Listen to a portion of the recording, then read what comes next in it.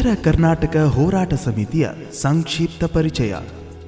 ಆತ್ಮೀಯರೇ, ಉತ್ತರ ಕರ್ನಾಟಕ ಹೋರಾಟ ಸಮಿತಿಯು 15 ಜಿಲ್ಲೆಗಳ ಅಭಿವೃದ್ಧಿಗಾಗಿ ಪ್ರತ್ಯೇಕ ರಾಜ್ಯ ರಚನೆಯನ್ನು ಉದ್ದೇಶ ಹೊಂದಿರುವ ಸಂಘಟನೆಯಾಗಿದೆ.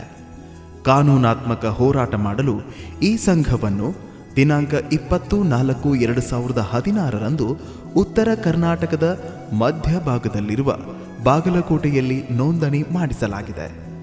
ನಿಡಸೋಶಿಯ ದುರದುಂಡೇಶ್ವರ ಮತ್ತು ಬಾಗಲಕೋಟೆ ಚರಂತಿ ಮಠದ ಪೀಠಾಧ್ಯಕ್ಷರಾದ ಜಗದ್ಗುರು ಪಂಚಮ ಶಿವಲಿಂಗೇಶ್ವರ ಮಹಾಸ್ವಾಮಿಗಳು ಈ ಸಮಿತಿಯ ರಾಜ್ಯ ಘಟಕದ ಗೌರವಾಧ್ಯಕ್ಷರಾಗಿದ್ದಾರೆ.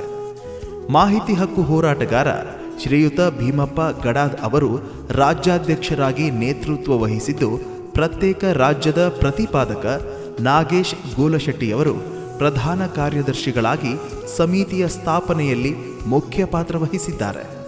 15 ಜಿಲ್ಲೆಯಾದ್ಯಂತ ಧಾರ್ಮಿಕ ಮುಖಂಡರು, ಮಾಜಿ ಸೈನಿಕರು, ರೈತ ಮುಖಂಡರು, ನಿವೃತ್ತ ಅಧಿಕಾರಿಗಳು, ರಾಜಕೀಯ ಧುರೀಣರು, ನ್ಯಾಯವಾದಿಗಳು, ವೈದ್ಯರು, ವಿಶ್ರಾಂತ ಕುಲಪತಿಗಳು, ಸಾಹಿತಿಗಳು, ಮಹಿಳೆ ಮತ್ತು ದಲಿತ ಪರ ಹೋರಾಟಗಾರರು, ನಿವೃತ್ತ ಪ್ರಾಚಾರ್ಯರು ಹಾಗೂ ಉಪನ್ಯಾಸಕರು, ಸಹಕಾರಿ ಕ್ಷೇತ್ರದ ಧುರೀಣರು, ಸಂಘ ಸಂಸ್ಥೆಗಳ ಪ್ರತಿನಿಧಿಗಳು, ಯುವ ಹೋರಾಟಗಾರರು, ಹೀಗೆ ಎಲ್ಲ ವಿಧದ ಎಲ್ಲ ಕ್ಷೇತ್ರಗಳ ಸಾಮಾಜಿಕ ಚಿಂತಕರು, ಪದಾಧಿಕಾರಿಗಳು ಸಮಿತಿಯಲ್ಲಿ ಇದ್ದಾರೆ. ಉತ್ತರ ಕರ್ನಾಟಕ ಹೋರಾಟ ಸಮಿತಿಯು ಗ್ರಾಮ ಮಟ್ಟದ, ತಾಲೂಕು ಮಟ್ಟದ ಹಾಗೂ ಜಿಲ್ಲಾ ಮಟ್ಟದ ಘಟಕಗಳನ್ನು ರಚಿಸಿ ಆ ಮೂಲಕ ಜನಜಾಗೃತಿ ಮತ್ತು ಚಿಂತನ ಸಭೆಗಳನ್ನು ಏರ್ಪಡಿಸುವುದು, ಕರಪತ್ರಗಳನ್ನು ಹಂಚುವುದು, ಸಹಿಯೊಂದಿಗೆ ಲಿಖಿತ ಅಭಿಪ್ರಾಯ ಸಂಗ್ರಹಿಸುವುದು, ರಾಜ್ಯ ಮಟ್ಟದ ಸಮಾವೇಶಗಳು ಮತ್ತು ಉತ್ತರ ಕರ್ನಾಟಕ ಉತ್ಸವಗಳನ್ನು ಆಯೋಜಿಸುವುದು, ಸದಸ್ಯತ್ವ ಪಡೆಯುವುದು, ಹೀಗೆ ಅನೇಕ ಚಟುವಟಿಕೆಗಳಲ್ಲಿ ನಿತ್ಯ ನಿರಂತರವಾಗಿ ತೊಡಗಿಸಿಕೊಂಡಿದೆ. ಕೋಟಿ ಜನರಿಂದ ಲಿಖಿತ ಅಭಿಪ್ರಾಯ ಮತ್ತು ಸಹಿ ಸಂಗ್ರಹಣ ಅಭಿಯಾನ ಮಾಡಲಾಗಿದೆ.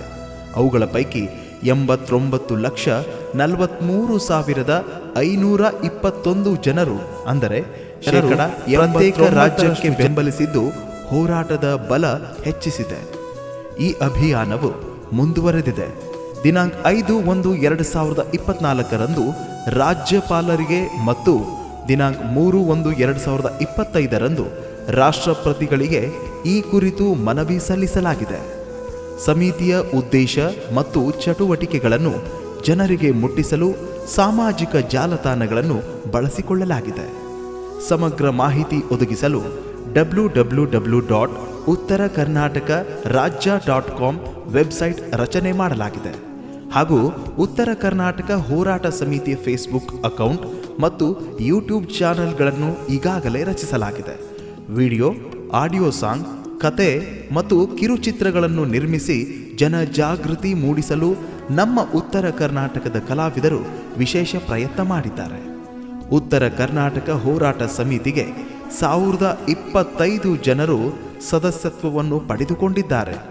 ಒಟ್ಟಾರೆಯಾಗಿ ಉತ್ತರ ಕರ್ನಾಟಕಕ್ಕೆ ಶಿಕ್ಷಣ, ಕೃಷಿ, ಉದ್ಯಮ, ರಸ್ತೆ ಸಾರಿಗೆ, ರೈಲು, ಆರೋಗ್ಯ, ವಿದ್ಯುತ್, ಕ್ರೀಡೆ, ಕಲೆ, ಮಾಧ್ಯಮ, ಚಲನಚಿತ್ರ ಉದ್ಯಮ, ಧಾರ್ಮಿಕ, ರಾಜಕೀಯ, ಹೀಗೆ ಅನೇಕ ಕ್ಷೇತ್ರಗಳಲ್ಲಿ ಆಗುತ್ತಿರುವ ಅನ್ಯಾಯ, ತಾರತಮ್ಯ, ಮಲತಾಯಿ ಧೋರಣೆಯನ್ನು ನಿವಾರಿಸಿ ಸಮಗ್ರ ಅಭಿವೃದ್ಧಿಯ ಹಾಗೂ ಸಂಪದ್ಭರಿತ 15 ಜಿಲ್ಲೆಗಳಾದ ಬೀದರ್, ಕಲಬುರಗಿ, ವಿಜಯಪುರ, ಯಾದಗಿರಿ, ರಾಯಚೂರು, ಬಾಗಲಕೋಟೆ, ಬೆಳಗಾವಿ, ಧಾರವಾಡ, ಗದಗ, ಕೊಪ್ಪಳ, ಬಳ್ಳಾರಿ, ವಿಜಯನಗರ, ದಾವಣಗೆರೆ, ಹಾವೇರಿ ಹಾಗೂ ಉತ್ತರ ಕನ್ನಡ ಜಿಲ್ಲೆಗಳ ಪ್ರತ್ಯೇಕ ರಾಜ್ಯ ರಚಿಸಲು ನಾವೆಲ್ಲ ಸಿದ್ಧರಾಗಬೇಕಾಗಿದೆ. ಸಾಂದರ್ಭಿಕವಾಗಿ ನಡೆಯುವ ಅನೇಕ ಜನಪರ ಹೋರಾಟಗಳಲ್ಲಿ ಸಮಿತಿಯು ಸಕ್ರಿಯವಾಗಿ ಭಾಗವಹಿಸುತ್ತದೆ. ರೈತರು, ಕಾರ್ಮಿಕರು, ದೀನದಲಿತರು, ಮಹಿಳೆಯರು, ಯುವಜನತೆ ಹಾಗೂ ಎಲ್ಲ ವರ್ಗದ ಎಲ್ಲ ಕ್ಷೇತ್ರಗಳ ನೊಂದ ಜನರ ಹೋರಾಟಗಳಲ್ಲಿ ಸಹಭಾಗಿಯಾಗಿ ಬೆಂಬಲಿಸುತ್ತಾ ಬಂದಿದೆ.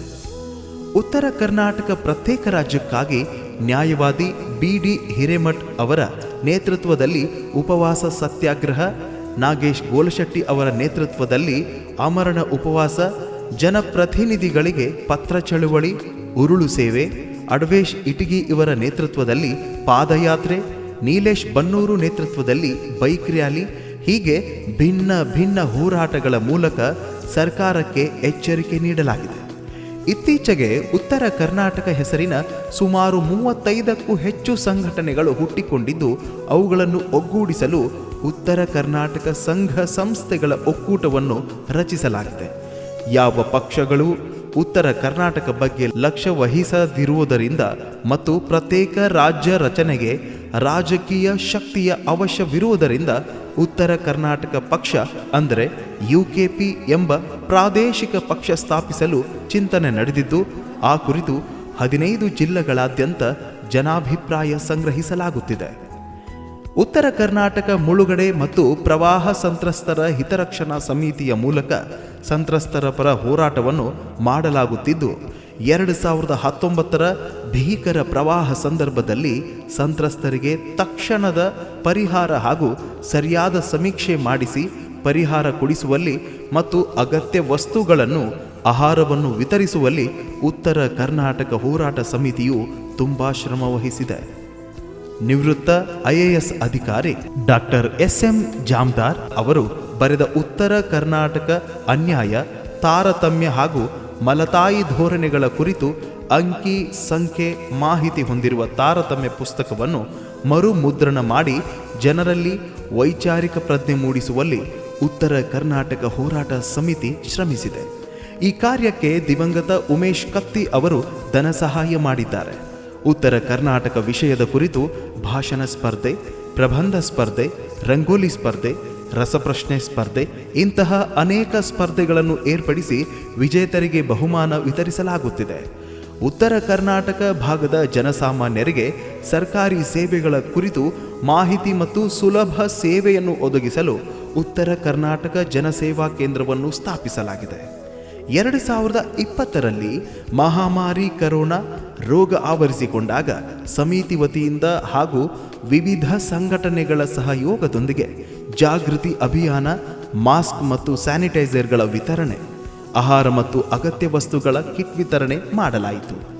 ಸಮಿತಿಯ ಅಡಿಯಲ್ಲಿ ಎಲ್ಲ ರಾಷ್ಟ್ರೀಯ ಹಬ್ಬಗಳನ್ನು ಮತ್ತು ನಾಡ ಹಬ್ಬಗಳನ್ನು ಆಚರಿಸುತ್ತಾ ಬಂದಿದೆ. ಜನವರಿ 1ರಂದು ಉತ್ತರ ಕರ್ನಾಟಕ ಸಂಕಲ್ಪ ದಿನದ ನಿಮಿತ್ತ ಉತ್ತರ ಕರ್ನಾಟಕ ಧ್ವಜಾರೋಹಣ ಮಾಡಲಾಗುವುದು. ಸಂಘಟನೆ ಸದೃಢಗೊಳಿಸಲು ಜಿಲ್ಲಾವಾರು ಪ್ರವಾಸ ಕೈಗೊಳ್ಳಲಾಗುವುದು. ಉತ್ತರ ಕರ್ನಾಟಕದ ಯುವಜನೋತ್ಸವ ಎಂಬ ವಿಶೇಷ ಕಾರ್ಯಕ್ರಮವನ್ನು ಇತ್ತೀಚೆಗೆ ಆಯೋಜನೆ ಮಾಡಲಾಗಿತ್ತು. ಉತ್ತರ ಕರ್ನಾಟಕ ಹೋರಾಟ ಸಮಿತಿಯ ಚಟುವಟಿಕೆಗಳಿಗೆ ಸದಾ ಬೆಂಬಲಿಸುವಂತೆ ಸಾರ್ವಜನಿಕರಲ್ಲಿ ವಿನಂತಿಯನ್ನು ಮಾಡಿಕೊಳ್ಳಲಾಗುತ್ತಿದೆ. ಸಮೃದ್ಧ ಉತ್ತರ ಕರ್ನಾಟಕ ಕಟ್ಟುವ ಸಂಕಲ್ಪ ಮಾಡೋಣ. ಹೋರಾಟಕ್ಕೆ ನೈತಿಕ ಮತ್ತು ಆರ್ಥಿಕ ಬೆಂಬಲ ನೀಡಿದವರಿಗೆಲ್ಲ ಧನ್ಯವಾದಗಳು. ಜೈ ಹಿಂದ್, ಜೈ ಉತ್ತರ ಕರ್ನಾಟಕ.